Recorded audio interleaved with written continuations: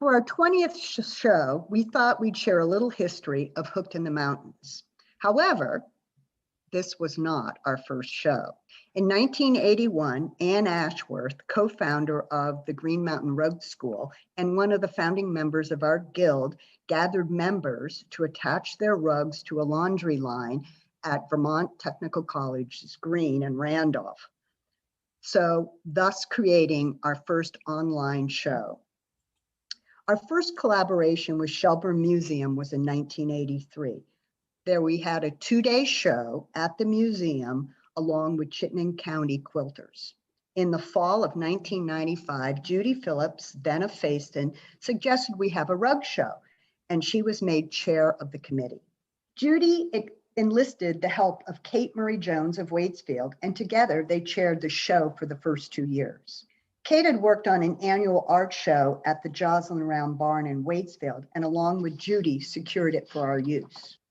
As a guild, we really didn't know what to expect. We held our spring meeting at the Round Barn and asked members to bring their entries.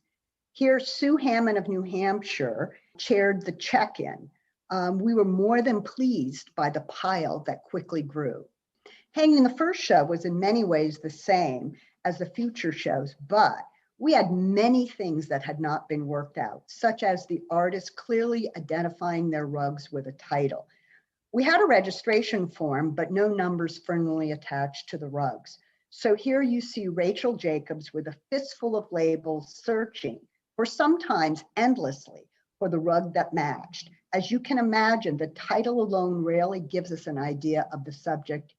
And of course, the Orientals were absolutely the hardest. The labels themselves were all handwritten by Kate Murray Jones, all 190 in the first year. Kate also designed the logo you can see on this label. We didn't charge admission for the first show, but relied on donations. Pam Finnegan and Patty Yoder manned the front desk. On the wall behind them is a raffle rug that was reproduced by permission of Woody Jackson. Sharon Townsend actually won that raffle rug. We ended up with $1,100 in profits. We only had one floor of the barn for exhibitions, so space was at a premium. This floor runner was put to good use by some guests. We held classes upstairs in the barn and in some spaces between the barn and the inn. Our Sunday showtime opened later because the barn held a Sunday service on the second floor. We had a shop from the very beginning. Local vendors covered their own area, but the guild allowed vendors from afar to mail items, and we took care of the sales. It was a lot of work to inventory and keep the ledger every evening. Here you see Stephanie Krause and Judy Phillips. We also had a viewer's choice, but awarded the honor to the top 10 vote getters. Year 2, we had message rugs. That was our theme. We did have some controversy over some bawdy sayings, but we still had, nonetheless, 900 people attend. We made $500 on a Prodi workshop that Judy arranged that was taught by Scylla Cameron and Heather Ritchie. In that year, we also created the logo rug. Julie Marie Smith and Stephanie Krause created the design and dyed the wool with many hooker members hooking parts. The barn was yellow, of course, and was rehooked red after the move to Shelburne. During the off-season, the inn housed the rug. Song in My Heart was the third year's theme. It was the first time that the theme was up to interpretation. Patty Yoder and Diane Kelly took over as chairs. The rug in this slide was Davy DeGraff's debut rug. We all asked, who is she?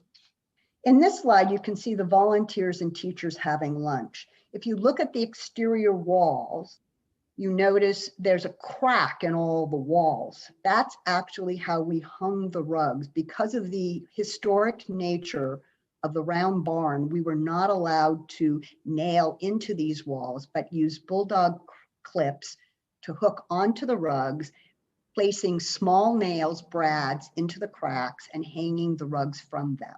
Our fourth show was called Stars and Stripes Forever. This was a smaller paper poster that we used pre-postcards. During the show, we spent almost $11,000 on expenses, but split the door 50-50 with the round barn. Another way we tried to offset costs was the second raffle rug. Here, Jean Evans and her students received permission from Mary Azarian to reproduce a woodcut from the illustration in the book Symphony of the Sheep. We made almost $2,000 on that raffle. Our last show in Waitsfield at the Joslin Round Barn was chaired by three people: Ray Harrell, David Graff, and Diane Phillips.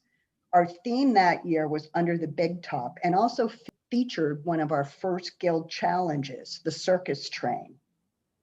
The wedding business at the inn was making it difficult to schedule 2 weekends and less space for workshops. Luckily for us, Ray Harrell made the connection with Shelburne Museum for our next venue. In this particular slide, you notice the circus train rugs are displayed along the very top of the walls. And you can also notice that there's rubble that happens every single year when we hang the rug show. It looks like complete disarray before it becomes order. We all laugh at the term the hang or the hanging, but we haven't found a better term yet. So then we moved to Shelburne. This move, chaired again by the same three, Davy, Ray, and Diane, changed in a number of ways. The theme, obviously, going places. We created a featured artist for the first time. And in this poster, you can see that it was called a retrospective, the Alphabet of Sheep, which is Patty Yoder's rugs. We printed this poster for the first time. And we also had an opening reception. Diane ran classes and 9 were offered over the week. In 2002, the show chair was Bev Conway. She decided to honor the founders. These are the women who started our guild. We had over 70 rugs that they made themselves. And in our exhibition overall, we had 400 rugs. Our general theme was You Are the Star, and we had challenge rugs, self-portraits. In 2003, we featured Dick LaBarge. The challenge rugs were Vermont vignettes, which later were shown at the cafeteria at the Vermont State House. The theme of the show that year, appropriately, was Come Home to Vermont, and was chaired by Celia Oliver and Amy Oxford. And this poster was the last poster that we decided to create. And this year, we also had a postcard and discontinued the posters after this. Show number 16 in 2004 featured the work of Jewel Marie Smith, and was the year that Amy Oxford published her first book based on rugs from the show. As a result, we showed 635 rugs and had 760 members by the end of the show. In 2005, Ray Harrell and Barbara Held chaired the show, which featured 26 playing cards, Art of the Card, which was curated by Linda Ray Coughlin. Ray and Barbara teamed up again to chair the 2006 show, Strong Women, which featured Pat Maracalio, Emily Robertson, and Michelle Micarelli. This was the year of Amy's second book based on rugs from the show.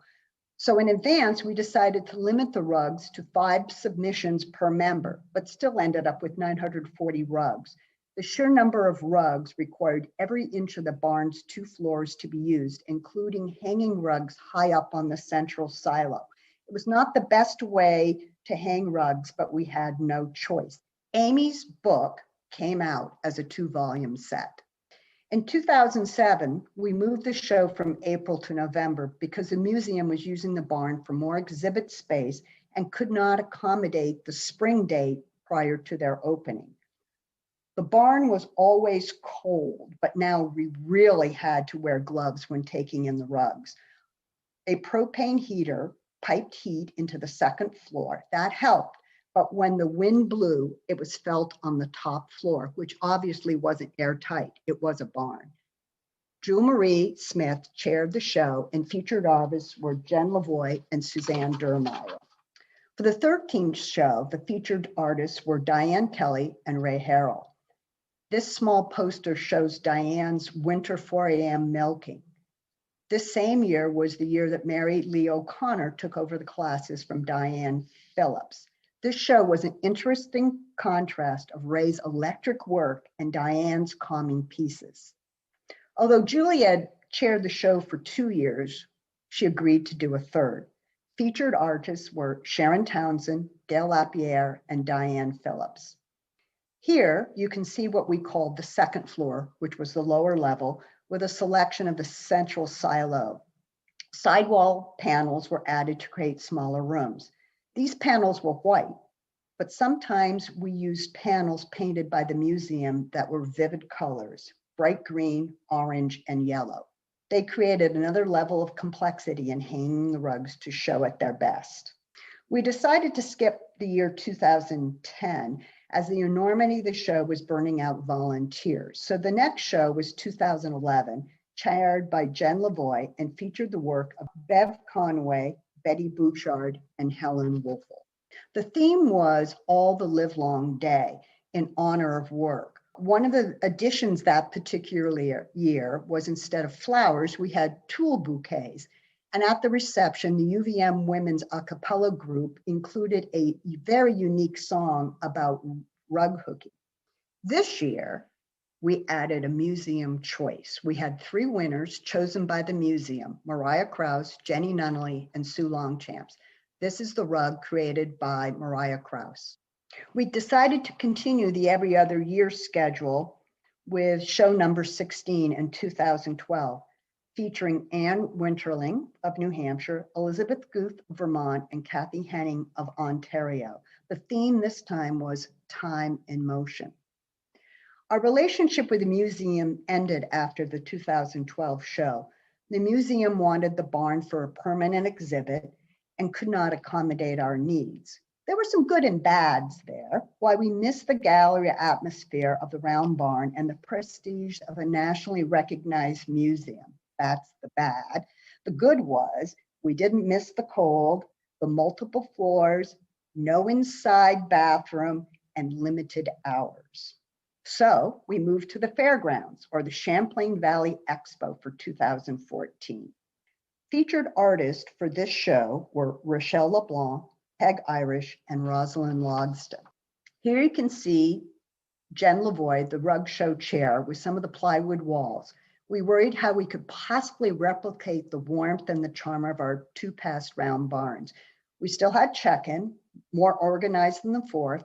We gathered rugs by theme for a first sort.